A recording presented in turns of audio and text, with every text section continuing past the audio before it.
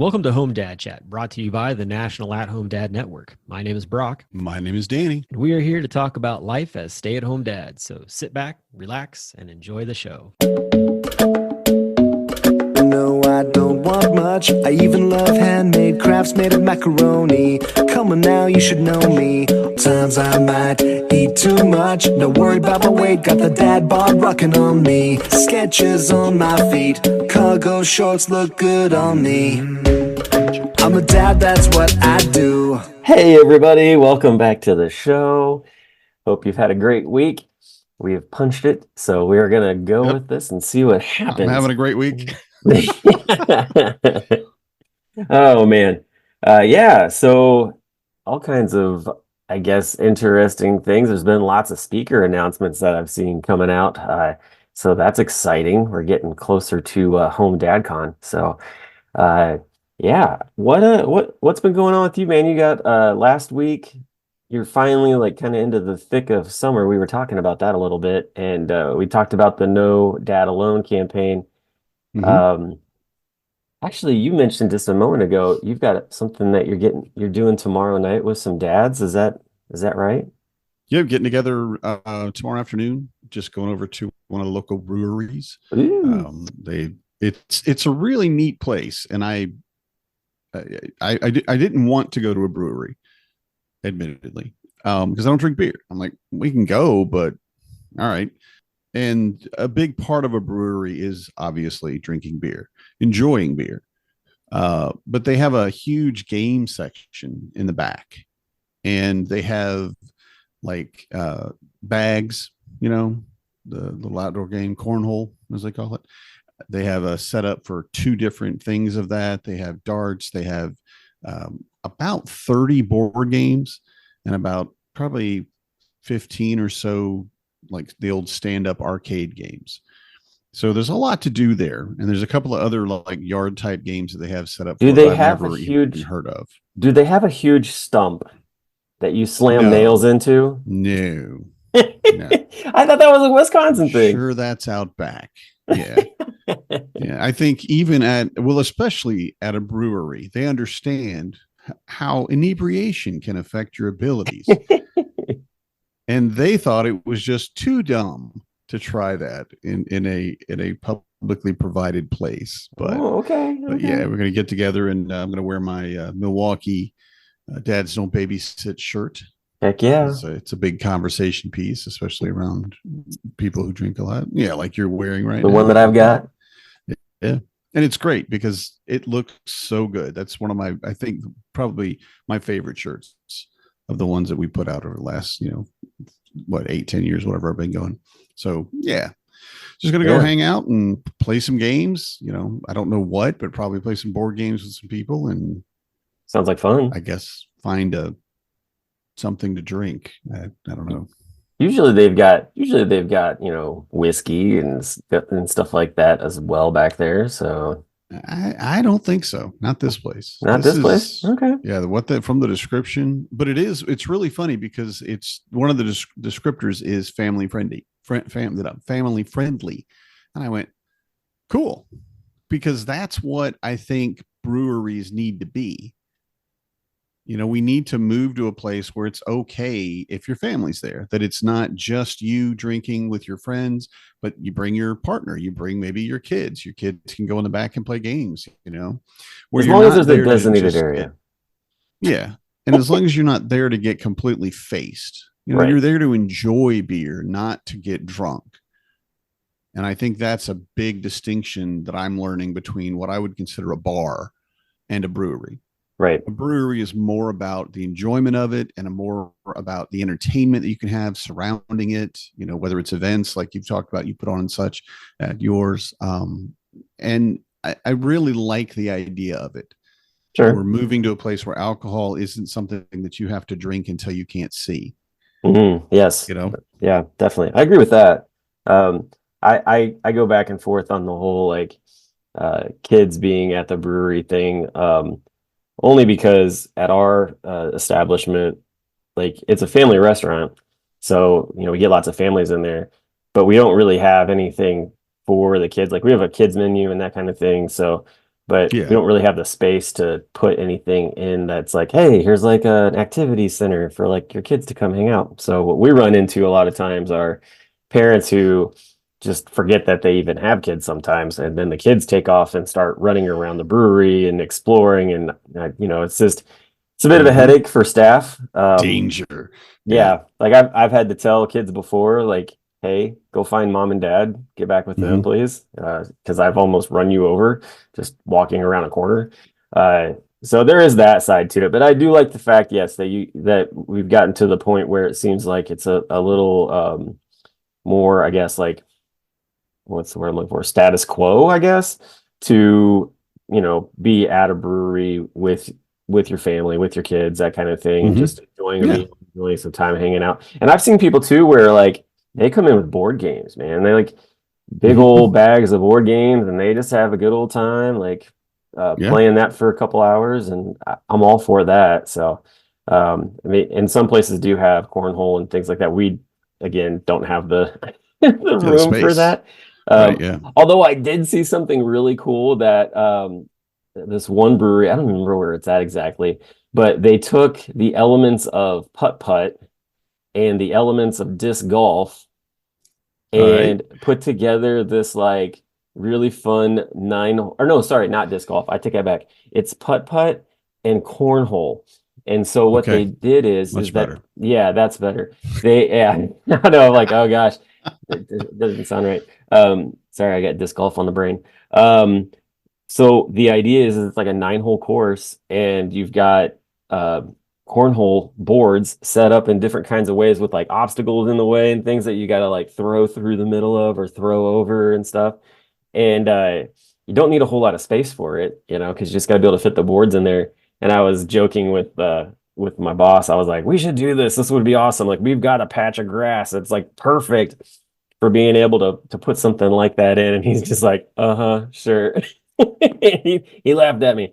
But I was like, but I think that being able to be creative on the properties that breweries have, because some of them don't have a whole lot of space. You gotta be creative like that. Yeah, I agree. And you're just offering more to the people, Yeah, exactly. I mean, it's the purpose of a business is to retain customers. That's just to make people keep coming back. That's what you do. And the more they come back, the more people show up, and it's what you do in business. So seeing them offer things to people, well, like myself, I really don't drink anymore. Just I can't handle the sugar. Sure. Just don't want to do it, and so I can go into a brewery and just hang out. And granted, they're non-alcoholics, and there's some okay non-alcoholic beers that I've had that were still beer, but they were okay, Right. But having that chance to go in with just like a group of guys, like I'm going to do, I'm just hang out with some other dads and not all dads, but other people, and just kind of be there, Definitely. And it's good. No, that's good. I like that. But today, I was gonna say today, what we got going on today, Danny? Board members are showing up. I know you kind of brought this up as to the guys, like, hey, like if you want to come on. I thought that was really cool. And so we have the 3 brand new board members that have been on for just a year, which I think it's like the first time that we've ever talked to first year board members like this.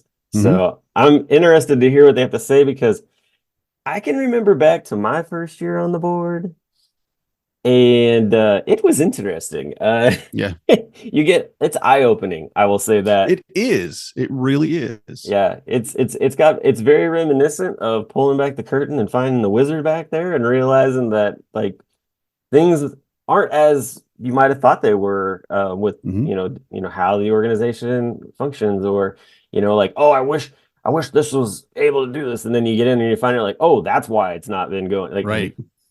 Oh, wow, that's way harder than I thought it was going to be. Well, like the convention, you want the convention in your city, that's fantastic. We have a budget. It's a very small budget, and then we have to have activities and close to the airport, and the food and beverages got to be right, and all those things come together. I don't even try. I you got to know your limitations, and I look at that, I'm like, I couldn't even do the RFPs. I'm just going to step back and let more talented people handle that stuff. There you go. Like some of the people were coming on. Exactly. So we're gonna have the first year board members on, and we're gonna talk with them, and it'll be fun. I'm interested to see where this conversation goes because I don't really have any formulated questions so much, but I do have some. Just want to hear just their insight onto. I had a couple. Okay, I wrote down a couple literally before I got on the call. And I went, we should put some questions. cool. So, Well, hopefully anybody that hears our questions, if they didn't get their question answered, just sends messages to us because I really right. want to like I want that I want this conversation to definitely continue on. So I'm gonna put that on the front end of this whole thing, and we'll be right back with those board members and continue on in our talk. Become a member of the National At Home Dad Network, an organization focused on providing advocacy, community, education, and support. Connecting with households where dad is the primary caregiver of the children. We do this through our webinar and podcast series, mental health support groups, regular online social events, as well as our annual convention. The National At Home Dad Network is a 100% volunteer organization. Without the generous support of its members and the community around it, we would not be able to continue the work that we do. Becoming a member gives you access to past convention speaker presentations, the ability to vote for board members annually, and ensures that the organization's fees and bills are in positive standing. Oh yeah, it should not go unmentioned that there is some cool swag headed your way if you decide to become a member. For only $35 a year, your membership provides you with the exclusive content only we can generate, and you'll be supporting an organization that benefits families all around the country and world. By advocating for them, offering them community, providing education and guidance, and supporting them to grow in their parenthood journey. And one last thing, if you contribute $500 or more, you will become a lifetime member. Not only will you receive everything already mentioned, but also a certificate recognizing your status and an exclusive National At Home Dad Network challenge coin with our trademark logo, Dads Don't Babysit. So, what are you waiting for? Become a member today. And we are back. Welcome back. We've got our board members with us, and they are going to spill the tea because we're going to, put them underneath the spotlight and grill them. No, I'm just kidding. Hey guys, welcome to the show. You're too old to say that. To say spill the tea? Yes. Whatever, man. Yes. I'm trying to stay up with the young lingo. Hello, Fine. fellow kids. Spill the coffee, okay? But good morning, guys. How are you? Good. So today we have Chris Griffin, and we've got Kyle Denny and Paul Gordon with us. These guys are all first year on the board, and we're going to hear what's been going on, what they've been experiencing, and find out if, what would make them want to join the board, and if that's something that also is interesting to you. So, yeah. Hey, guys. So just curious, we're going to go one at a time just to get a little bit of info from you. Chris, we'll start with you since you're to my right. Just tell us a little bit about you and your family real quick. My name is Chris Griffin. I'm married to my wife, Gretchen. We got married in 2011, and our firstborn came around in 2012. So we started pretty quick. She's 11 now, going to be 12, which I feel like she's kind of playing the 15-year-old role as well. So it's been interesting. And then also have an 8-year-old son, and he'll be 9 in October. So that's just me. How long you been with the network? I've been off and on when my daughter was born. We had a pretty tight-knit group of friends. It was when she was like 18 months old. We called them Bratz Group. It was the Blue Ridge Active Toddler Society, which was a fantastic name.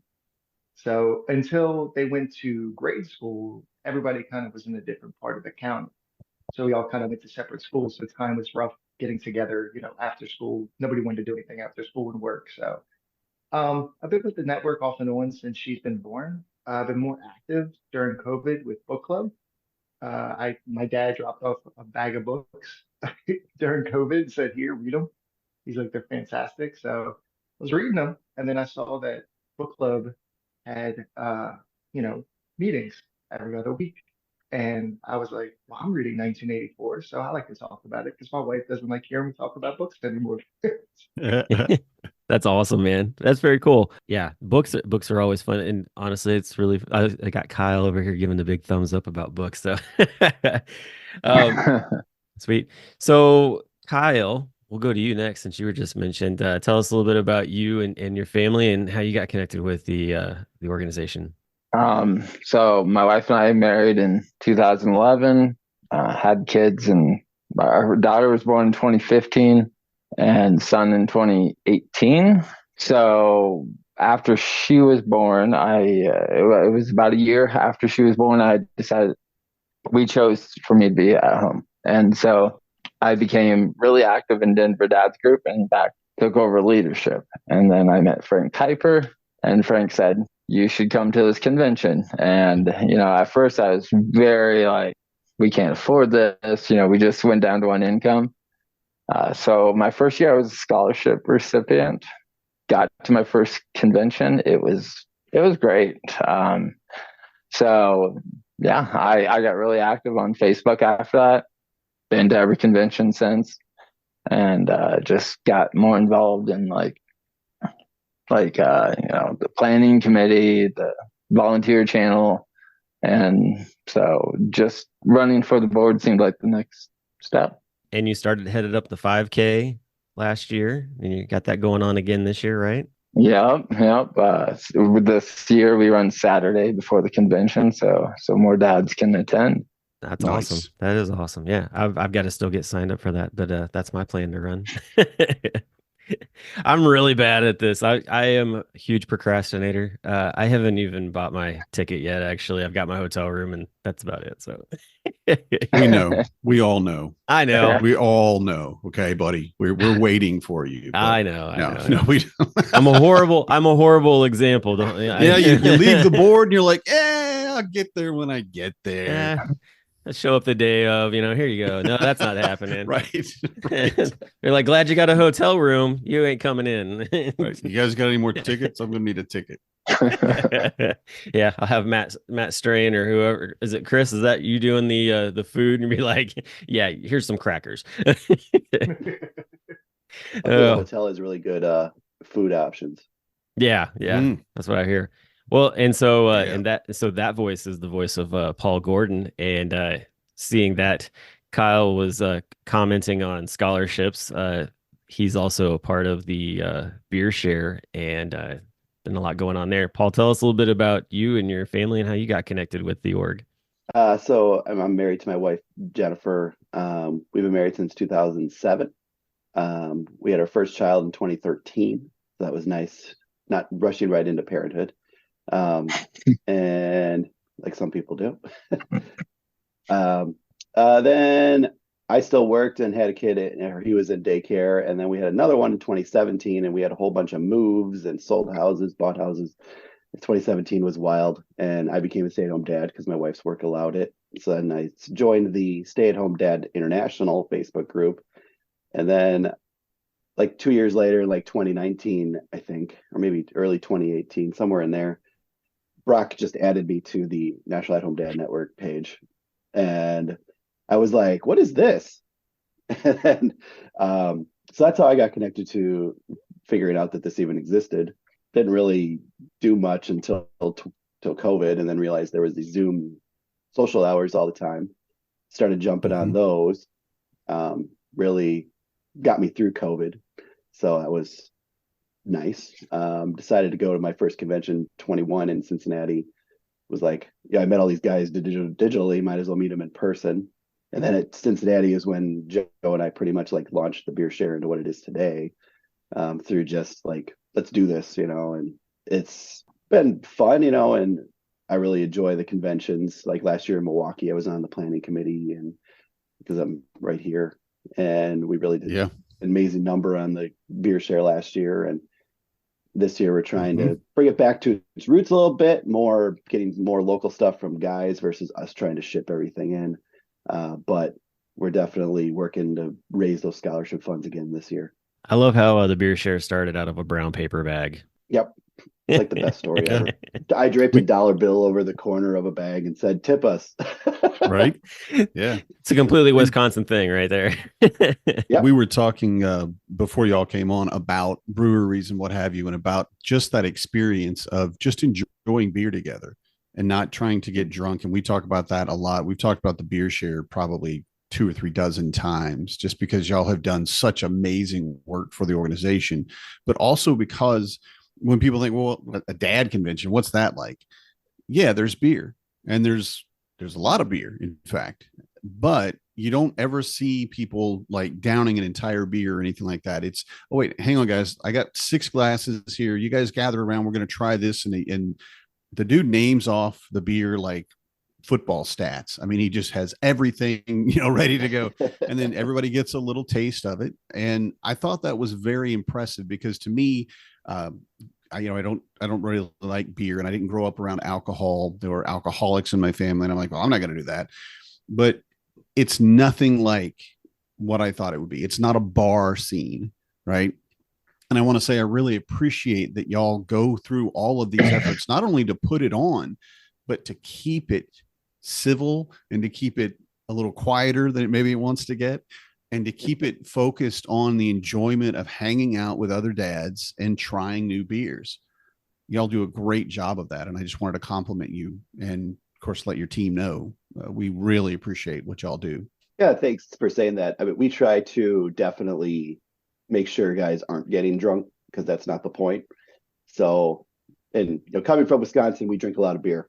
So it's difficult for someone like me to get drunk, but it's easy for guys who aren't around drinking all the time, like people that aren't from Wisconsin. So Are you guys like Canadians though? Do you just consider beer not alcohol? Is that what it is? Because I recently heard John Candy, or heard in an interview when they were talking to the guys who were part of the movie Stripes, and they were trying to explain to John Candy that they were filming in a dry county, and he's like, "What's a dry county?" And he's like, "We're just going and getting beers," and they're like, "Beer is alcohol," and he's like, "Beer's not alcohol." it is interesting. Like when I drink beer, I don't really ever get drunk or buzzed or anything. So yeah, I guess. I guess I tell you what. Yeah. It's child alcohol. It really is. It's right. This is what you give your kids to help them maybe sleep a little. That's it. But so you guys have been on the board for quite a while now, and it is your first time on the board. I know it's not your first time for each one of you on a board of some kind. You've all been involved not only with the networks clubs and such, but also with other things outside of that. But for the National at Home Dad Network's board of directors specifically, what surprised you once you got on the board, got into it, and really spent a few hours at a board meeting and then got to the point where you kind of have a grasp of where you want to go and what you want to do? What surprised you about being on the board here? Anybody? For me, it was a lot of the details, like, finances, and just all the planning. I mean, I had been on the planning committee, so like the food, the beverage, the activities, but getting on the board and like figuring out how to get speakers over, and just representing the organization through like articles, people who reach out to us. That's all been surprising. Mm-hmm. Kind of a look behind the curtain. I was just saying, it was really nice because I've talked to you guys previously before joining the board, and you guys have been very friendly and nice and chummy. It's just wonderful. I think the thing that surprised me is how official you guys are. You guys sound very professional at board meetings. So making a motion, seconding the motion, that's only after we hit record. And I will agree with that, Chris, because I didn't know what to expect. And I'd never heard of, is it Rogers Rules of Order, Roberts? Well, it's Rogers, right? Whatever it is. But the rules of order that you run, Roberts. Okay. But I never recognized what that meant or what that did. And like you said, it's a very professional organization. They talked about the bylaws when I first got on. I was like, the bylaws? Okay. We have bylaws. Well, of course we have bylaws. And then I thought, well, I need to read the bylaws. And I was very impressed with, for lack of a better term, the legalese. The ability the organization had to take a document and make it a professional document, when really we're just a bunch of dads that want to help each other. That also surprised me. So I get what you're saying. One thing that surprised me, which is why I kind of stepped into the role as treasurer, was the lack of financial transparency we had at the time. And not to discount the last treasurer, he was just going on what was used to be done. But there was a lot of funds that were available, or that existed, but all existed in our general fund. So nobody had a picture of what existed in reality. Like the scholarship fund, I had to do a big audit to figure out exactly how much money the scholarship committee had, because they had one number and it wasn't anywhere near correct. So and being on other boards that have really good financial transparency, because that's what you need as an organization. Yes. Without being able to see that, I was like, well, I'm going to take something I already am seeing in another board and just run it over here and allow for that transparency for everybody to see. And I feel like it's helped. I don't know. Yes, it has. You can tell me Danny and Chris and Kyle, based on where we started and where we are now. Yeah. Well, and I think if you ask anyone that's been on a board of directors like this, what's the most important position? It's treasurer, period. Especially not VP, but also secretary, even while Matt does an amazing job and he has so much work, a lot of what he does could be kind of disseminated between everyone else. But what you do and what our previous treasurers have done has been the hardest thing that I can imagine having to do for an organization like this. Now, it's simple, right? It's not, you can do this. I know, and I know you can do this, obviously. But we've had, like, I first got on and people were like, you want to be treasurer? I'm like, no, do not. I will run us into the ground. I am not the guy to do this. No. And we couldn't find anybody the last time. The previous treasurer was voluntold. And he willingly stepped into it, and I applauded him all through it. And then when he left, when you took over, I think he probably breathed a sigh of relief, because we really took him and said, you're out on a limb there, but do your best. And with no knowledge, right? But again, going back to, we're just dads volunteering to help out.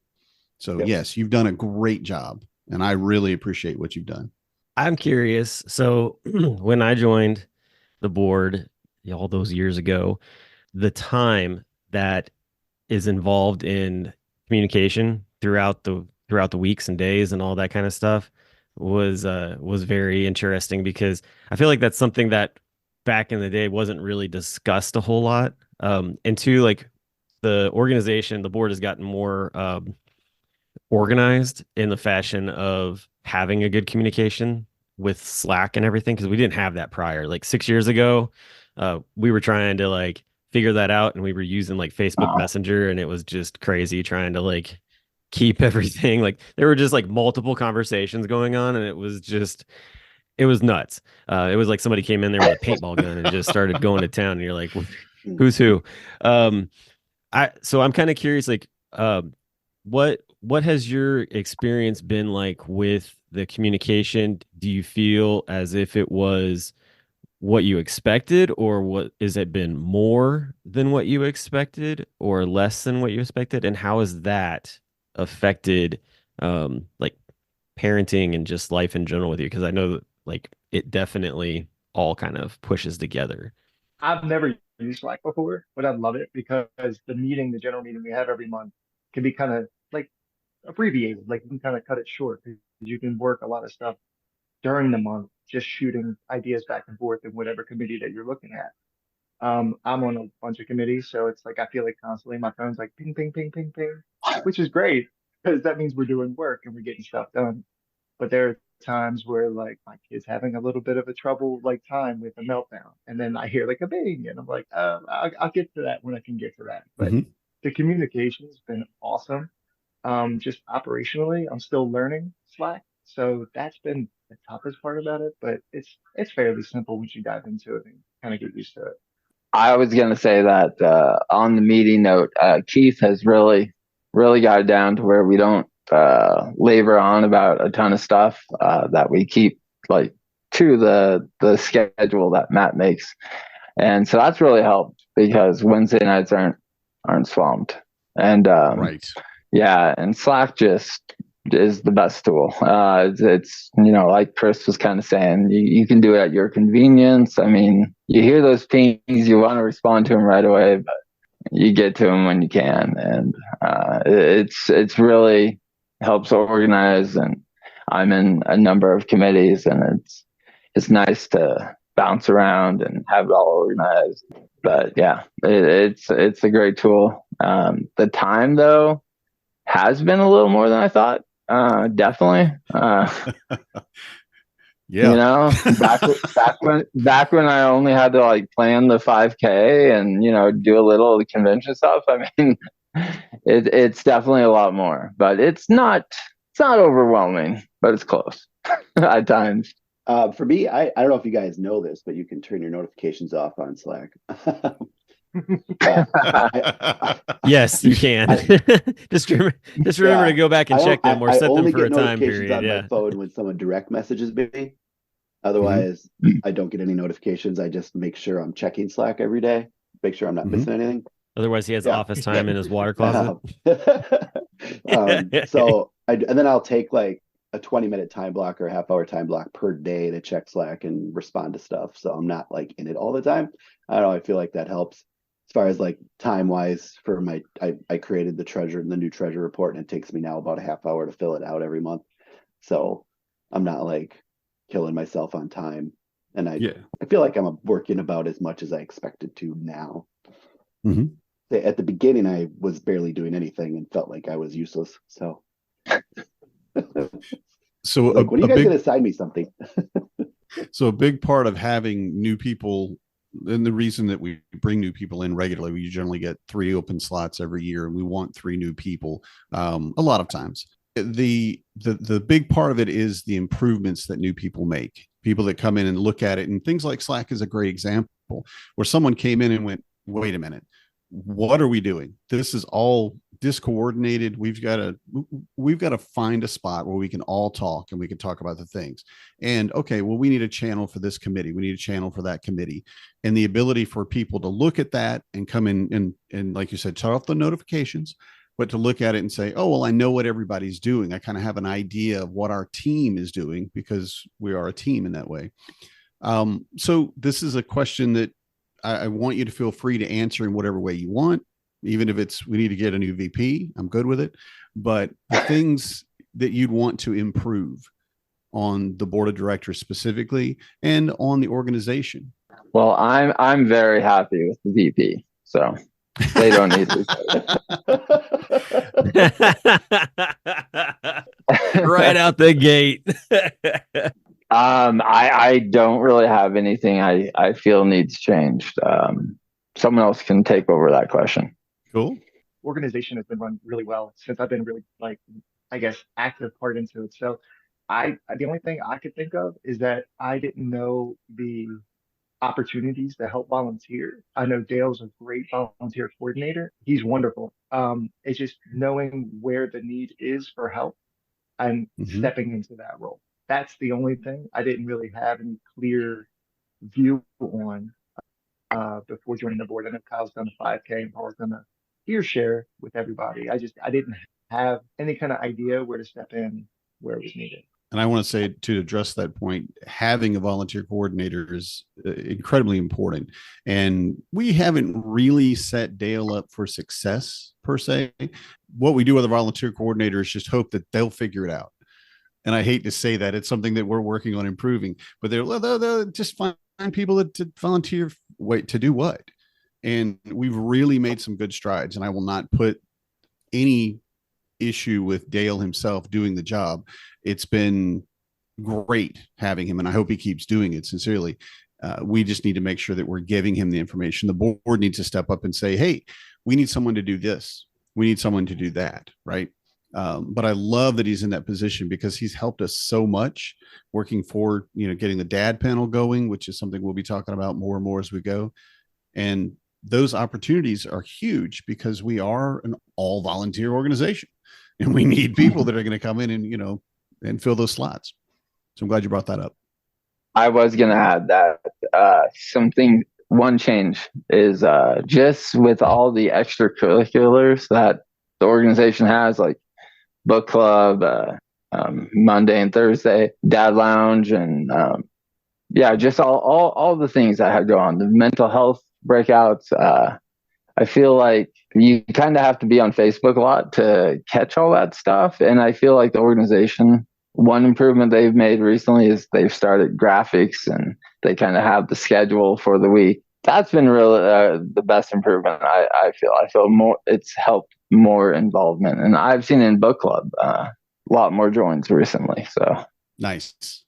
Yeah, I will say that definitely the communication has gotten much better since I've been a part of the organization. I think that just the awareness to, make things more out there in the open for people to be able to find them, and having different avenues for people to be able to hear about the different events. Discord has been another huge, side to that as well. And I think that the fact that we could take all of those Facebook subgroups and basically translate it into a channel on Discord and give, the ability to be a part of those in that way, it was a nice move. It worked really well. And I will say that, the only thing that is interesting about it is just making sure to like basically post it on Facebook and post it in Discord. Remember that? I'm really bad about that sometimes because it kind of almost like goes by the wayside. So, or it becomes like almost like an afterthought. You're like, oh yeah, wait, I forgot to do that type of thing.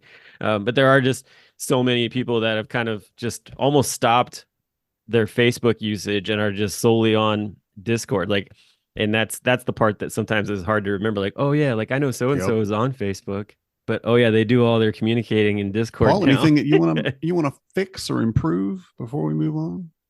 Everything I've noticed, I've already put my 2 cents in, so I don't know.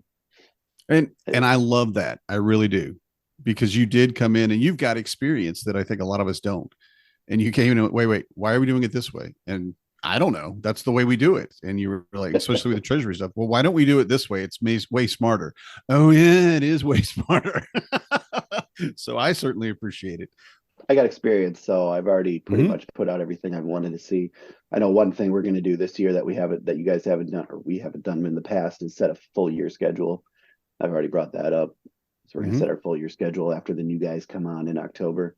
So then everybody will be on board or in line with what's happening for the whole year. That's awesome. Board, so awesome. No, that's great. That's really great. And so you guys are coming up to the end of your first year. We've talked about a lot of the different things that are going on. What are you looking forward to coming into year 2 that you've had time to sort of like? You're not the new guy anymore. That's what it was for me. For my first year, I'm kind of like just sitting there going, I don't know what I'm doing. I don't want to say anything. I don't want to. Where do you want me to help? I just need to know where you need to send me, right? And that first year, you're the new guy. But after the new elections, you're no longer the new guy. Now you're a seasoned veteran, and you'll have people, and this was hilarious to me. People would ask me that came on the year after me, go, "Hey, what do we do? How do we do this?" I'm like, I don't know. I've only been here a year, man. I've never heard of this thing. What are you asking about, right? Which we are working on our onboarding as well, because that's something that I feel like we really need to be way more professional about. Bringing new members on is great, and they're always excited and they're ready to help. And a lot of times we just go, cool. We'll go help. Where? What do you want me to do? Right. And we don't have a good understanding of who those new members are. So we don't know exactly where they will prosper and where they will work best. So we kind of stand off and go, we'll let you find your way. And after your first 6-8 months, every person that I've seen has found their niche. They've found their place where they will prosper and bloom, let's say. But we're working on adding that to their experience as they come on, as opposed to waiting for them to figure out, get your sea legs, you'll be fine in 6-8 months. Well, that 6-8 months, that person has been maybe even frustrated, but definitely not as useful as they wanted to be. So we want to avoid that too. That's one of my pet projects. Yeah. One of the big things that happened with, maybe, I don't know if Chris and Kyle found the same thing, is that, like, I already mentioned it once, the first like month or two, I literally was like, I'm doing nothing. What do you guys need? Like where I'm sitting at home just reading these messages. Like I don't have I had like no input, no job, no nothing to do.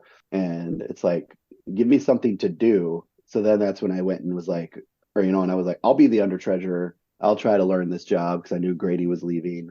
And I'm like, let's just so I have something to do and help. So I think that's the big thing for you guys is like you might feel a little useless for the first month or two, but don't worry, you'll get somewhere.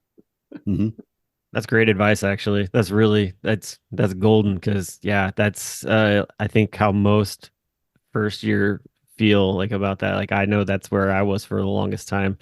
And it was only because like I did the same thing you like I reached out to somebody. It doesn't who matter. did I reach out to? Shoot. I can't even talk right now. Oh gosh, what was his name? Yeah, I reached out to somebody and was just like, "Hey, like I'm curious of social media and what can we do there?" And I think it was just like a couple of guys were like, "Yeah, like you come in, we'll show you how to do this." And I felt the same way, Paul. Like I kind of came in and was like, what do I do? Like, I'm on board, I'm on Slack, there's an email, there's all these things. The board meetings, I couldn't get my ducks in a row.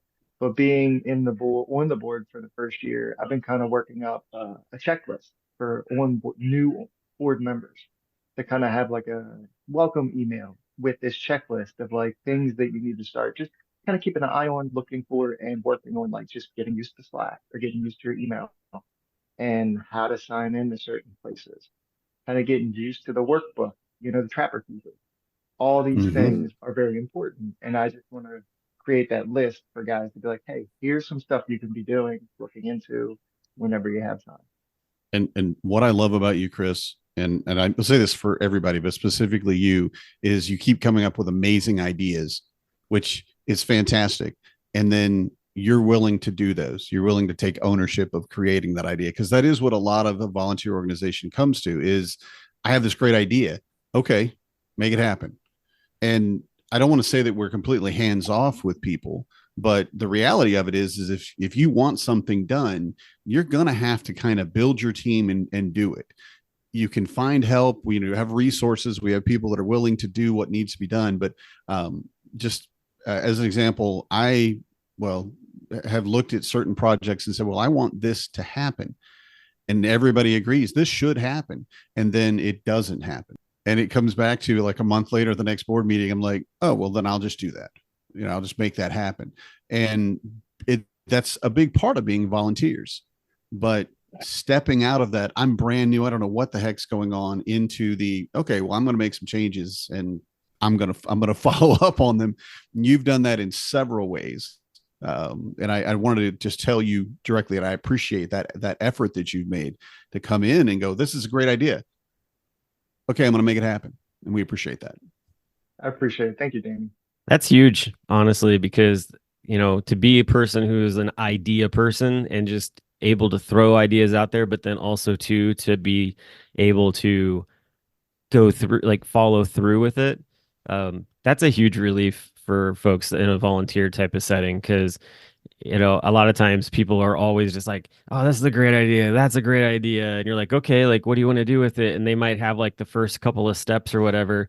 And then you come back to them later and you're like, oh, did you start that? No, I didn't start that. And you're like, yeah. Okay, like, I thought that's what was happening here. And, oh no, I just had the idea. And you're like, oh gosh, like I know of a very particular individual who deals with that exact same thing. And I talk to them all the time about it. And it's the one frustrating thing. It's like they have passion for what they're doing, but then somebody who's like, I got all these ideas, and then it just mucks it all up. So I love the fact that you're following through with it. It seems like, you're understanding how to even, grab people to bring them in on it and make it come to fruition. So that's awesome. I appreciate that. And sometimes I have to remember we're all here to help one another.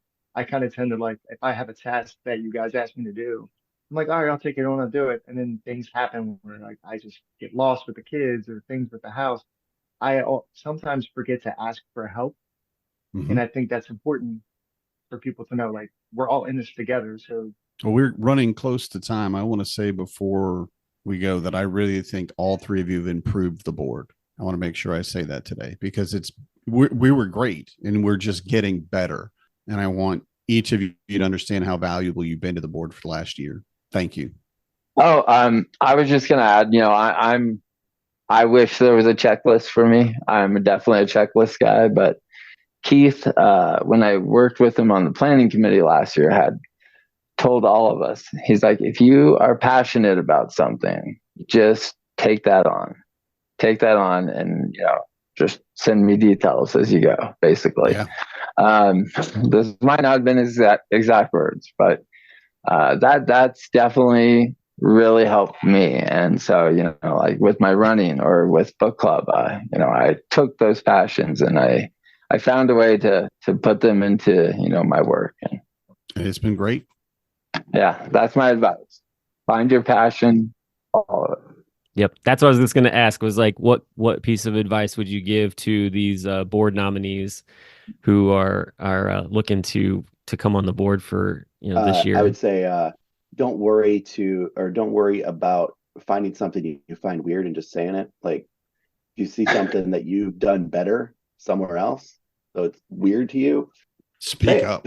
Yes. Speak up.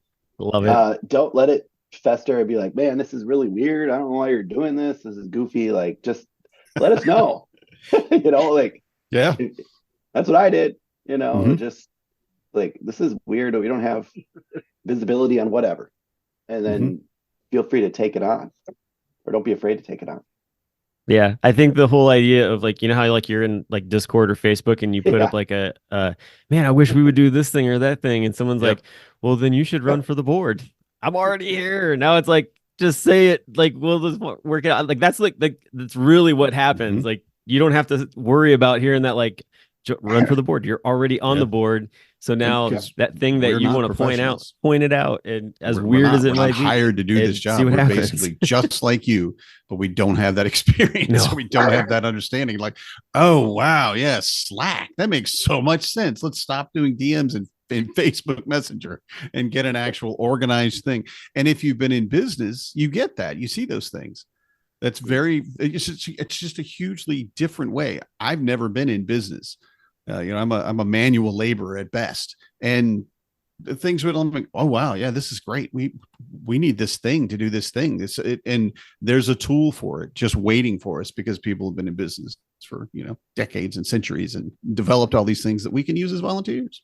Chris, what do you have some advice for somebody getting ready to come on the board? Take a breath, enjoy the moment, because the next 3 years are going to be a wild ride. This first year has been great. Just enjoy it, take a breath, and just have fun. What about you, Kyle? I would just second the follow what you're passionate about and tackle it.